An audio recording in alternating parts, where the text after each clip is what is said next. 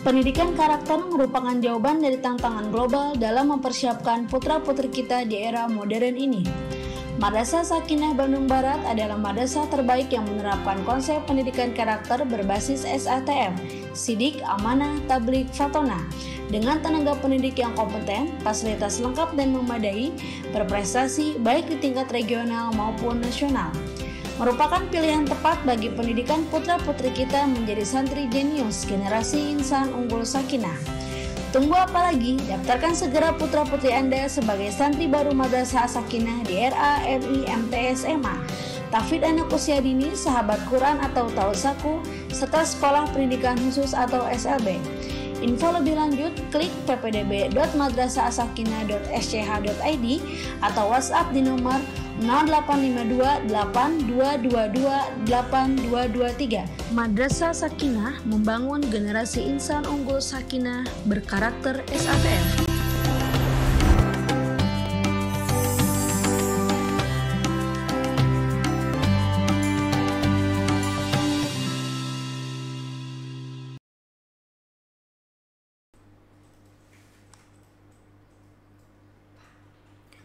Bismillahirrahmanirrahim. Assalamualaikum warahmatullahi wabarakatuh. Alhamdulillahirabbil alamin. Asyhadu an la ilaha illallah wa asyhadu anna Muhammadar Rasulullah. Allahumma shalli ala sayidina Muhammad wa ala ali sayidina Muhammad. Alhamdulillahirabbil alamin, pemirsa sekalian. Pada kesempatan hari ini kita bisa bertatap muka dalam rangka kajian Ramadan di Yayasan As-Sakinah Sejahtera. Salawat dan salam kita limpahkan kepada junjungan Nabi besar Muhammad SAW, kepada keluarganya, kepada para sahabatnya, serta kepada umatnya hingga akhir zaman. Pada kesempatan hari ini, izinkan saya untuk mengupas persoalan mengenai komunikasi, tindak komunikasi yang efektif ala Rasulullah. Kita tahu Rasulullah sebagai suri teladan kita dalam tindak tutur kata sehari-hari. Dan kita semua ditakdirkan oleh Allah Subhanahu wa taala bahwa kita diberi kemampuan untuk berkomunikasi. Kita tahu sejak bangun tidur, kemudian beraktivitas, pergi bekerja, bersekolah, atau ke tempat aktivitas lainnya, hingga kita pulang lagi ke rumah dan menjelang tidur, kita hampir tidak pernah lepas dari kegiatan yang namanya komunikasi. Maka hampir 75 hingga 90% aktivitas kita sehari-hari itu tidak pernah lepas dari tindak komunikasi bersama kawan-kawan kita, bersama saudara kita, bersama rekan kerja, ya, yang dinamakan dengan komunikasi dengan sesama manusia atau hablum minan nas. Atau kita juga bisa berkomunikasi dengan Allah secara langsung lewat doa-doa kita, lewat sholat kita yang 5 waktu, atau yang biasa kita sering sebut dengan istilah hablum minallah. Nah, ada pepatah yang mengatakan bahwa bohong namanya kalau manusia tidak bisa berkomunikasi. Karena sehari-hari manusia berkomunikasi secara verbal, seperti berbicara seperti ini, atau juga berkomunikasi secara nonverbal, menggunakan bahasa isyarat atau gerak tubuh. Lalu, seperti apa komunikasi yang baik yang diajarkan oleh Al-Quran? Dan seperti apa sih pengertian komunikasi itu sendiri? Berikut ini akan saya kupas beberapa pengertian dalam Al-Quran yang merujuk kepada tindakan komunikasi efektif. Tapi sebelumnya, izinkan dulu saya sampaikan bahwasanya ketika kita sedang berkomunikasi, terkadang kita lupa. Ya. Terkadang kita tidak sadar bahwa apa yang kita sampaikan kepada lawan bicara kita, kepada komunikan kita, informasi itu tidak bisa diterima dengan jelas. Ada banyak penyebabnya.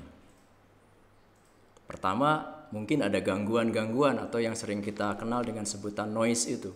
Ketika sedang berbicara dengan lawan bicara kita, barangkali kita sering terganggu oleh suara-suara bising. Ada knalpot kendaraan misalnya, ada suara tangis bayi di belakang kita yang menyebabkan apa yang kita sampaikan kepada lawan bicara kita tidak dapat diterima dengan jelas. Atau juga mungkin bahasa yang kita gunakan tidak dipahami oleh komunikan, oleh lawan bicara kita. Bayangkan, bagaimana seandainya kita sebagai orang Indonesia berkomunikasi dengan orang Zimbabwe misalnya. Tapi kita menggunakan bahasa yang hanya kita yang paham, menggunakan bahasa Indonesia. Sementara orang Zimbabwe tidak paham bahasa Indonesia. Disitulah akan terjadi komunikasi yang tidak efektif, komunikasi yang tidak sampai kok informasinya kepada lawan bicara kita. Nah, hal tersebut bisa menyebabkan kita menyebabkan lawan bicara kita menjadi salah persepsi. Untuk itu diperlukan sebuah tindakan komunikasi yang efektif. Nah, tadi kita kembali kepada komunikasi efektif yang terdapat di dalam Al-Quran, yang diajarkan dalam Al-Quran. Kita rujuk dulu pengertian komunikasi efektif itu seperti apa yang terdapat di dalam Al-Quran itu. Yang pertama ada komunikasi yang disebut dengan qaulan baligha. Ini artinya adalah perkataan yang tepat sasaran atau efektif. Ya. Bisa juga disebut dengan komunikasi yang to the point, yang betul-betul sampai kepada komunikan informasi kita. Yang kedua, ada qaulan maisura. Qaulan maisura ini perkataan yang mudah dicerna. Tidak menggunakan diksi-diksi atau bahasa-bahasa atau kosakata yang sulit dipahami oleh lawan bicara kita. Ya, jadi gunakan kata-kata atau diksi-diksi yang mudah dipahami oleh lawan bicara kita. Tentunya kita sudah mengenal, mengetahui, bisa memetakan siapa yang menjadi lawan bicara kita. Gunakan strata-strata atau tingkatan-tingkatan kosakata yang sesuai dengan tingkat pemahaman lawan bicara kita. Contohnya begini, ketika kita berhadapan dengan dengan seorang tukang becak misalnya, kita berbicara, menyampaikan sesuatu. Tidak mungkin kita bisa menyampaikan pesan atau informasi kita menggunakan bahasa-bahasa yang biasa sering digunakan oleh para akademisi. Seorang tukang becak mungkin belum memahami kosakata-kosakata dengan tingkat tinggi gaya akademisi. Maka kita harus menggunakan kosakata yang sederhana, yang sesuai dengan stratanya. Itu yang kedua. Yang ketiga, ada qaulan layyina, perkataan yang lemah lembut. Ya. Sebagaimana Rasulullah selalu berkata lemah lembut kepada siapapun, kepada istri-istrinya, kepada sahabat-sahabatnya. Ya. Rasulullah tidak pernah menggunakan nada-nada yang tinggi, apalagi sampai membentak. Karena itu bisa mengganggu suasana hati, terutama suasana hati lawan bicara kita. Yang keempat, ada qaulan ma'rufa, perkataan yang sesuai dengan norma, sesuai dengan nilai. Perkataan-perkataan yang sesuai dengan norma, sesuai dengan kesopanan, kesantunan, itu yang diajarkan dalam Al-Quran. Al-Quran tidak mengajarkan kita berkata-kata yang tidak baik, kata-kata yang kotor, kata-kata yang jorok, yang tidak sesuai dengan norma-norma keislaman. Yang kelima, ada qaulan karima, yaitu perkataan yang mulia. Perkataan yang betul-betul memiliki derajat kemuliaan yang tinggi, yang bagus. Dan yang keenam, ada qaulan sadida. Ini perkataan yang jelas, perkataan yang tidak bertele-tele. Atau dalam bahasa anak-anak zaman sekarang, to the point. Nah, dari beberapa istilah yang tadi saya sebutkan, barangkali hanya ada satu istilah yang paling mendekati pada pengertian komunikasi efektif, yaitu istilah yang pertama tadi saya sebutkan, yaitu qaulan baligho. Nah, qaulan baligho ini mendekati pengertian komunikasi yang efektif, ya. Ini sesuai dengan firman Allah Subhanahu wa taala yang berbunyi wa qul lahum fi anfusihim qaulan baligha. Artinya, dan katakanlah kepada mereka perkataan yang berbekas pada jiwa mereka. Nah, bunyi surat ini terdapat dalam surat An-Nisa ayat ke-63. Hadirin yang berbahagia, sekarang izinkan saya untuk membahas sedikit pengertian qaulan baligho dari sisi bahasa. Nah, qaulan baligho ini terdiri atas dua kata, yaitu balig dan qaul. Balig itu artinya adalah tepat sasaran atau mencapai tujuan. Ya.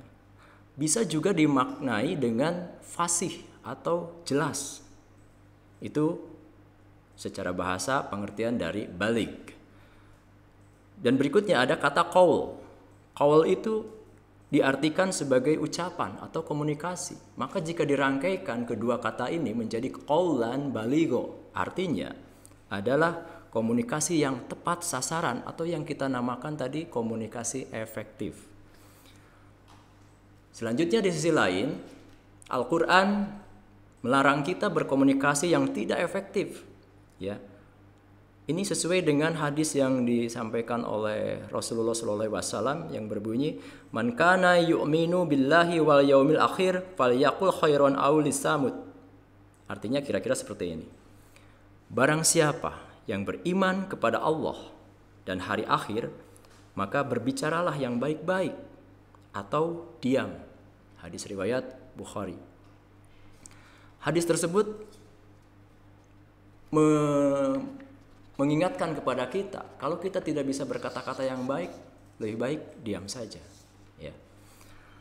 Hadirin yang dirahmati Allah, jika merunut kepada pengertian komunikasi efektif di atas, maka kita dapat menemukan sebuah ciri komunikasi efektif pada diri Rasulullah. Beliau sebagai seorang komunikator yang baik, seorang komunikator yang ulung, sebagai komunikator yang qaulan baligho. Ya. Rasulullah mampu memengaruhi masyarakat di sekitar kota Mekah, ya, hingga menyebar ke seluruh dunia untuk mengajak para masyarakat untuk masuk ke dalam agama Islam lewat pesan-pesan dakwah yang disampaikan oleh Rasulullah. Tentunya Rasulullah memiliki kunci rahasia dalam berkomunikasi. Lalu seperti apa kunci yang dimiliki oleh Rasulullah dalam berkomunikasi efektif itu?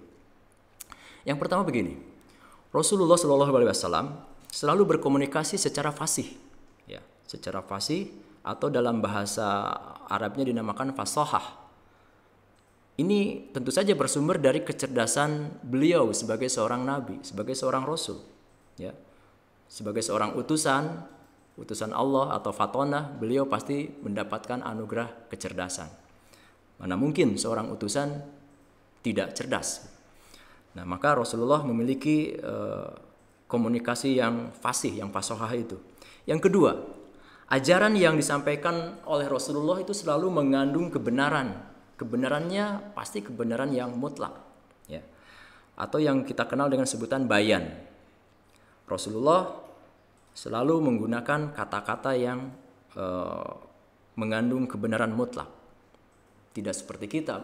Kita mungkin ketika sedang berbicara masih saja terselip hal-hal yang bersifat tidak benar atau dalam istilahnya adalah bohong. Maka secerdas apapun, sefasih apapun seseorang berbicara, ketika apa yang dia sampaikan tidak mengandung kebenaran, itu tidak akan pernah bertahan lama. Kebohongan yang dia sampaikan lambat laun akan terbongkar, akan dibuka oleh Allah Subhanahu wa taala. Maka jangan sekali-kali kita berbicara yang tidak mengandung kebenaran. Selanjutnya hadirin yang saya hormati, ketiga ada ucapan Rasulullah yang keluar dari dalam hati yang bersih atau qalbun salim. Hati Rasulullah itu penuh kasih sayang, penuh kedamaian, dan bersih dari kotoran serta dosa. Ya.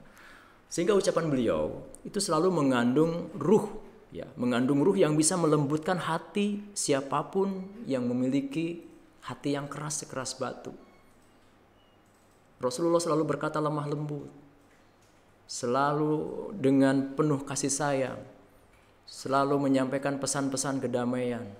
Maka ketika orang yang memiliki kekerasan hati, ketika berbicara dengan beliau, berbicara dengan Rasulullah, lambat laun hatinya akan melunak, ya, akan menjadi lembut. Begitu. Hadirin yang berbahagia, pada momentum Ramadan kali ini, saya ingin mengajak kepada kita semua untuk senantiasa meneladani sifat-sifat Rasulullah yang salah satunya adalah selalu berkomunikasi secara efektif. Kita senantiasa harus bisa menahan hawa nafsu untuk mengeluarkan kata-kata yang tidak bermanfaat, kata-kata yang tidak berfaedah. Karena itu bisa mengurangi nilai puasa kita di mata Allah. Ya, sebaiknya kita tidak perlu mengeluarkan kata-kata yang tidak bermanfaat itu. Jika kita tidak mampu menahannya, lebih baik kita diam. Ya, karena diam itu lebih baik daripada kita mengeluarkan kata-kata yang tidak berfaedah. Sayang sekali kalau puasa yang sedang kita laksanakan pada hari ini, esok, lusa dikotori oleh perkataan-perkataan yang tidak baik, yang tidak bermanfaat keluar dari mulut kita. Itu bisa mengurangi nilai puasa kita di mata Allah Subhanahu wa taala. Dalam momentum bulan suci Ramadan ini, saya mengajak kepada hadirin sekalian untuk sama-sama menjadikan Rasulullah sebagai teladan kita dalam tindak komunikasi. Seperti yang terdapat dalam surat Al-Ahzab ayat 21 yang berbunyi laqad kana lakum fi Rasulillahi uswatun hasanah. Ya, sesungguhnya telah ada pada diri Rasulullah SAW itu suri teladan yang baik, suri teladan yang betul-betul menjadi uswatun hasanah, ya, yang membawa kebaikan kepada kita semua. Hadirin yang dirahmati Allah, sebagai penutup, mari kita sama-sama bermunajat kepada Allah Subhanahu wa taala. Mudah-mudahan kita semua selalu diberi tuntunan oleh Allah Subhanahu wa taala, selalu diberi petunjuk untuk melakukan segala hal yang menjadi kebaikan buat kita semua. Jalan yang kita tempuh senantiasa berada di jalan kebaikan yang diridhoi oleh Allah Subhanahu wa taala. Demikian yang dapat saya sampaikan. Mohon maaf atas segala kekurangan. Jika ada kesalahan, itu mutlak kesalahan dari dalam diri saya pribadi, dan jika ada yang benar itu semata-mata adalah kebenaran dari Allah Subhanahu wa taala. Demikian, terima kasih. Billahi taufiq wal hidayah. Wassalamualaikum warahmatullahi wabarakatuh.